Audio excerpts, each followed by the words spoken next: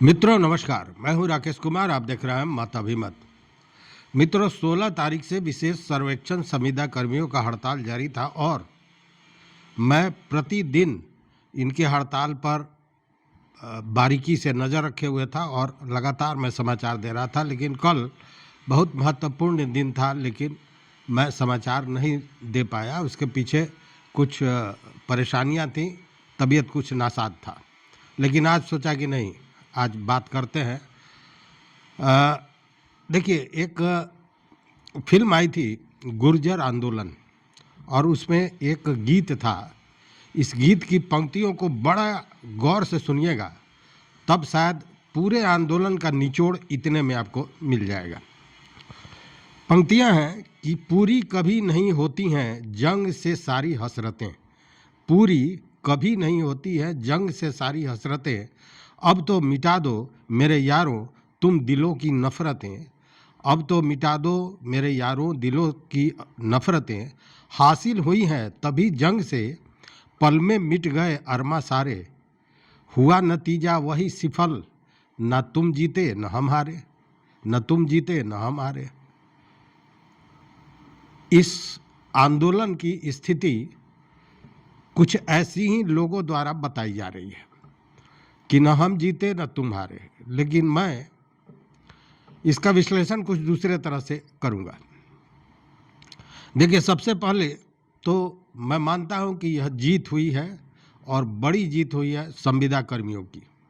ये जीत हुई है उनके सहनशीलता की, ये जीत हुई है उनके आत्मबल की, यह जीत हुई है उनके साहस की, यह जीत हुई है गांधीवादी विचारधारा की, जीत हुई है। लेकिन इसमें और आगे बढ़े उसके पहले आपको बता दें कि 18 तारीख को रात में, 18 तारीख को शाम में बिहार के मुख्य सचिव प्रत्यय अमृत के साथ संविदा कर्मियों, गोप गुट के कुछ लोग और कुछ राजनीतिक दल के नेता जैसे माले के नेता, इन सारे लोगों ने वार्ता की। और वार्ता में जो बातें आईं उसमें दो मांगों को सीधे सरकार ने मान लिया। लेकिन उसके बाद जो विशेष सर्वेक्षण संविदा कर्मी एवं अभियंता संघ है, उनके द्वारा 19 तारीख को कल एक प्रेस विज्ञप्ति जारी की गई और इस प्रेस विज्ञप्ति में बाज़ाब्ता यह घोषणा की गई कि अब यह हड़ताल स्थगित किया जाता है।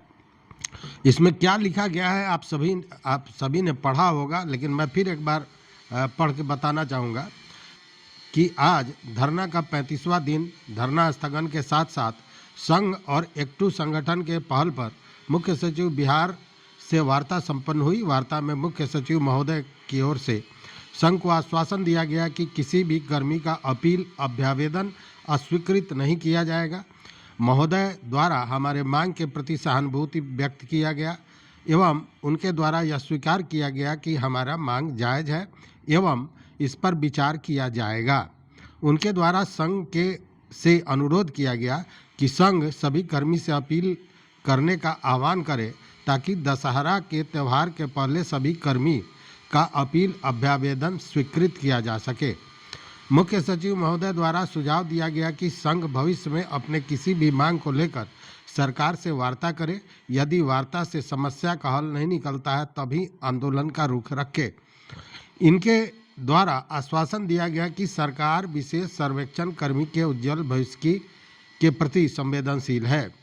इस वार्ता के सूत्रधार हमारे अभिभावक स्वरूप माननीय नेता माननीय सत्यदेव बाबू, माननीय विधायक महमूद आलम, माननीय सदस्य विधान पार्षद शशि यादव एवं एक्टू राष्ट्रीय महासचिव माननीय रणविजय जी रहे। संघ के तरफ से वार्ता की अगवानी सचिव विभूति कुमार, मीडिया प्रभारी विनायक जी द्वारा किया गया एवं साथ में अन्य सक्रिय सदस्य की भी गरिमामय उपस्थिति रही। हम लोग वर्तमान में धरना को स्थगित कर रहे हैं ताकि सरकार से टकराव के स्थिति को समाप्त करके संवाद का रास्ता सुगम किया जा सके। परंतु यदि हमारे एक भी साथी का अपील अभ्यावेदन अस्वीकृत किया जाता है एवं हमारे मांग पर उचित पहल नहीं किया जाता है तो संघ पुनः धरना प्रदर्शन पर वापस लौटने का निर्णय लेने के लिए स्वतंत्र होगी। संघ सभी सर्वेक्षण कर्मी साथी का आभार व्यक्त करती है जिसके कारण हमारे संघर्ष को राष्ट्रीय स्तर का जाना गया। संघ विशेष सर्वेक्षण कर्मी के हित के लिए प्रतिबद्ध है और आगे भी कार्य करती रहेगी। धन्यवाद। विभूति कुमार, प्रदेश सचिव। तो मित्रों, ये संघ ने कल वार्ता के बाद कल यह संघ द्वारा विज्ञप्ति जारी की गई। इसमें और बहुत सी बातें हैं जो नहीं बताई गई हैं, लेकिन एक सबसे महत्वपूर्ण बात जो संघ ने किया है, और वो बड़ा आवश्यक था एकता को बनाए रखने के लिए, कि एक भी व्यक्ति का अपील अभ्यावेदन अस्वीकृत नहीं होना चाहिए। हालांकि इस पर बिहार सरकार के मुख्य सचिव प्रत्यय अमृत ने भी दिलासा दिलाया कि किसी का भी अभ्यावेदन अस्वीकृत नहीं किया जाएगा। ये बड़ा महत्वपूर्ण था। लेकिन इसके साथ दो चीज़ें और हैं जो ध्यान देने योग्य है। एक तो ये कि किन मांगों को माना गया और किन मांगों को नहीं माना गया। सबसे पहला और महत्वपूर्ण मांग था कि सेवा का नियमितीकरण किया जाए या 60 वर्ष की आयु तक सेवा काल रखा जाए। तो इस पर जो जानकारी मिल रही है उसके अनुसार उन्होंने कहा कि इस पूरे मामले को हम क्रियाधीन रख रहे हैं, इस पर विचार किया जाएगा। और प्रत्यय अमृत ने यह भी कहा कि आपकी मांगे गलत नहीं है। यह भी एक महत्वपूर्ण विषय है। लेकिन जो मानदेय है उसमें बढ़ाने के लिए सरकार तैयार हो गई, और साथ में जो लोग कहीं दूसरे जगह नौकरी करने जा रहे हैं, तो अभी जो इन्होंने अनुभव प्राप्त किया है, जो नौकरी की है, इसका अंक उन्हें अतिरिक्त वहाँ पे जोड़ा जाएगा, इसकी भी स्वीकृति दे दी गई। तो मिला जुला के हम कह सकते हैं कि जीत तो हुई, इसमें हारने जैसी कोई बात नहीं है, जीत हुई है। लेकिन इस पत्र में जो विज्ञप्ति में जो लिखा गया है कि जो मुख्य सचिव महोदय द्वारा सुझाव दिया गया कि संघ भविष्य में अपने किसी भी मांग को लेकर सरकार से वार्ता करे, यदि वार्ता से समस्या का हल नहीं निकलता है तभी आंदोलन का रुख करे। अब यहाँ एक सवाल ये है कि क्या यह जो संविदा कर्मी थे जो हड़ताल पर 35 दिनों से बैठे हुए थे, क्या इन्होंने वार्ता की पहल नहीं की थी? इस तरह की बात अगर प्रत्यय अमृत जो मुख्य सचिव महोदय हैं उनको कहने की जरूरत पड़ी है, इसका मतलब कि कहीं न कहीं यह भ्रमित किया गया कि इन लोगों ने वार्ता की पहल नहीं की और सीधे ये लोग हड़ताल पर चले गए, जबकि यह बात पूरी तरह गलत है। चूँकि आंदोलन के पूर्व संभवतः 8 तारीख को इन लोगों ने, या 6 तारीख को, 6 अगस्त को इन लोगों ने बाज़ाब्ता विभाग को पत्र दिया था, अपना मांग पत्र दिया था, वार्ता की बात कही थी कि इसको सुलझा लिया जाए। फिर 4 दिनों का सांकेतिक हड़ताल रखा था। उसके बाद 16 तारीख से जो हड़ताल हुआ यह भी पूर्व नियोजित था, मतलब पूर्व से इसकी घोषणा की जा चुकी थी। और इस पर मैं वीडियो भी बनाया था और मैंने बताया था कि अगर सरकार को महाअभियान चलाने की नियत होती तो निश्चित रूप से वह वार्ता करती, लेकिन विभाग द्वारा इस तरह का कोई कदम नहीं उठाया गया। और अब इस तरह की बातें आ रही हैं एज इफ कि इन लोगों ने वार्ता की कभी पहल नहीं की, जबकि यह भी बात सच है। कई लोगों ने कहा है, आपने लोगों का बयान भी सुना होगा कि जब हड़ताल चल रहा था इस दौरान भी कई बार लोगों ने भेंट करने की कोशिश की विभाग में जाकर कि वार्ता हो, लेकिन वार्ता नहीं हो सकी। जब कहीं से रास्ता नहीं निकला तब ये लोग विपक्षी दलों के पास भी जाने लगे। मतलब डूबते को तिनके का सहारा, जो भी मदद का आश्वासन दिया उनके साथ उन्होंने अपना दुख दर्द साझा किया। तो इसमें गलती किसकी? पहली बात। दूसरी बात कि विभाग की तरफ से 35 दिनों तक ये बैठे रहे, लेकिन एक भी पत्र, एक भी विज्ञप्ति इस तरह का जारी नहीं किया गया कि आप आइए हमारे पास और बैठ के वार्ता कीजिए और इस मामले को निपटा लेते हैं। इस तरह की कोई बात नहीं हुई। और बात क्या हुई, तो कभी 100 कुछ लोगों का टर्मिनेशन, फिर बाद में कुछ लोग 300 कुछ का टर्मिनेशन, फिर उसके बाद में 7480 लोगों का टर्मिनेशन, यह सब होता रहा। उसके बाद में जब 3 तारीख का डेट दिया गया कि 3 तारीख के बाद हम बर्खास्तगी करेंगे, तो बर्खास्तगी हुई। वो सारी चीज़ें नियमित ढंग से आती रहीं, विज्ञप्तियां जारी होती रहीं, आदेश पत्र जारी होते रहे, लेकिन एक बार भी कोई विज्ञप्ति भी पदाधिकारी ना आवे, चलिए नाक की बात है, वो बड़े लोग हैं, लेकिन एक बार भी पत्र भी इस तरह का, विज्ञप्ति भी इस तरह की जारी विभाग द्वारा नहीं की गई। उल्टे डराने धमकाने की बात होती रही। यहाँ तक होता रहा कि जो लोग जा रहे हैं काम पर, उन लोगों को संघ द्वारा धमकाया जा रहा है, उन पर अलग से कार्रवाई की जाएगी। और इन सारे चीज़ों के बीच जब यह मामला आया कि आप अपील अभ्यावेदन दीजिए और पुनः वापस आपको सेवा में लिया जाएगा, यह भी कोई खुशी खुशी नहीं हुआ है, इस बात को जान लीजिए।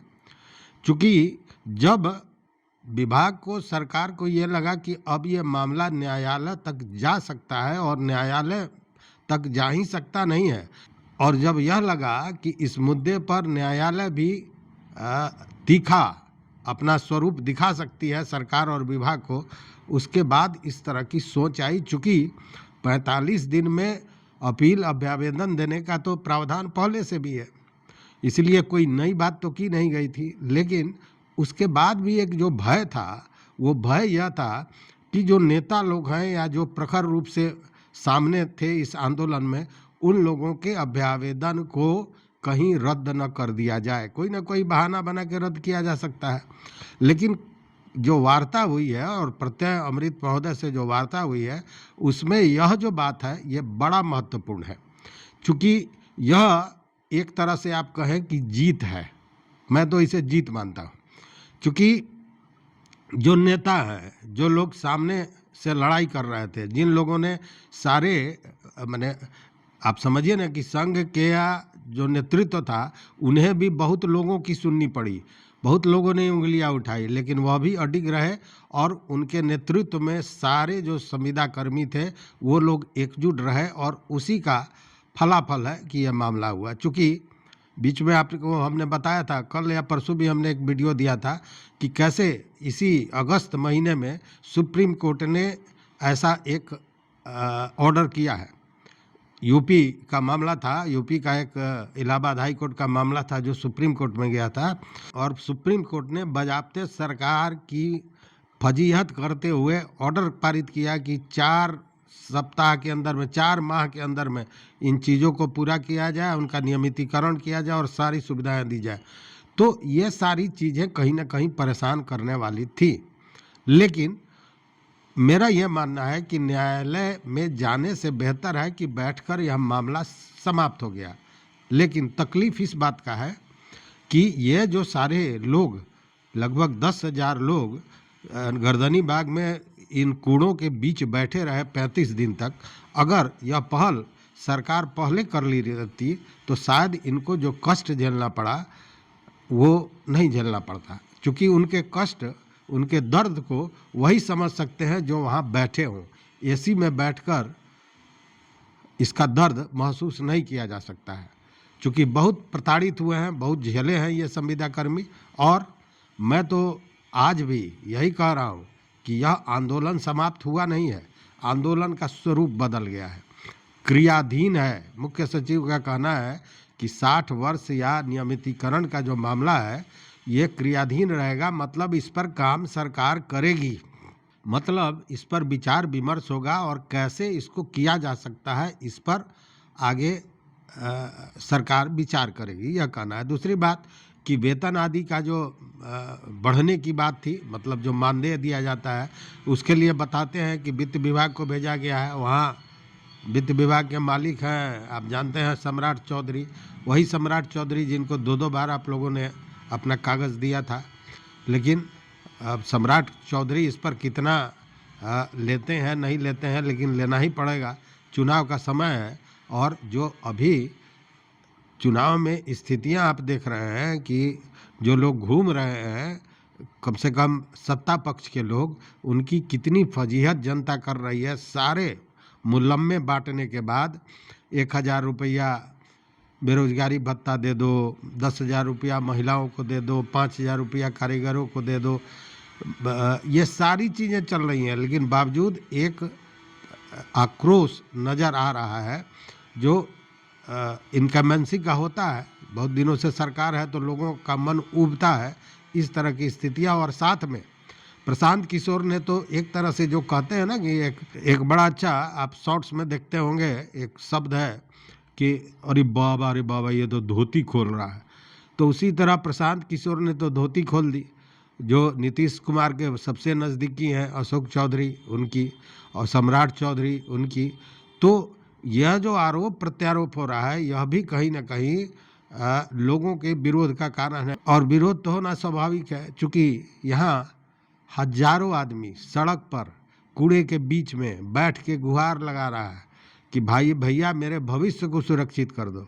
और दूसरी तरफ एक नेता प्राइवेट प्लेन में घूम रहा है, 200 करोड़ की ज़मीन और संपत्ति खरीद रहा है, जो आरोप है। तो क्या होगा? स्वाभाविक है आक्रोश भड़केगा। और इसी तरह का आक्रोश कभी कभी जब जलजला बन जाता है तो सबका विनाश कर देता है। तो बहरहाल कहने वाली बात यह है कि दुर्गा पूजा के पहले आप सभी अपना अपील अभ्यावेदन दे दें, उसके पहले वो ज्वाइन कर लें और बड़े आराम से माँ जगदम्बा की पूजा करें। चूँकि माँ जगदम्बा ने आपकी सुनी है, आपकी इज्जत प्रतिष्ठा रही है और सम्मानजनक ढंग से वार्ता हुई है। चूँकि विभाग के एसीएस या सचिव जय सिंह के साथ जो वार्ता होती उससे बहुत ऊपर के पायदान पर आप पहुँचे और वहाँ आपकी वार्ता हुई, सीएमओ में वार्ता हुई, प्रत्यय अमृत के साथ वार्ता हुई और आपकी मांगों को भी माना गया। रही बात 60 साल कर देने की, तो सच्चाई यही है कि एक दिन में सरकार 60 साल नहीं कर सकती है। कुछ कानूनी पचड़े होते हैं, कुछ पेच होते हैं। आपने शिक्षकों का भी देखा होगा कि कितने लंबे समय तक मामला चला और अंत में एक रास्ता निकाला गया। तो निश्चित रूप से आपका भी रास्ता निकालेगा।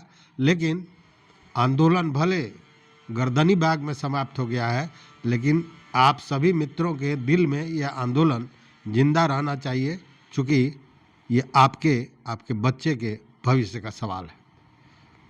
तो इस वीडियो में बस इतना ही। देखते रहिए मत अभिमत। मेरी शुभकामनाएं आप सभी के साथ। अगर चैनल पर नए हैं, अभी तक आपने सब्सक्राइब नहीं किया तो सब्सक्राइब कीजिए, लाइक कीजिए, दोस्तों के साथ शेयर कीजिए और अपना विचार जरूर दीजिए। बहुत बहुत धन्यवाद। कोटिशः आभार।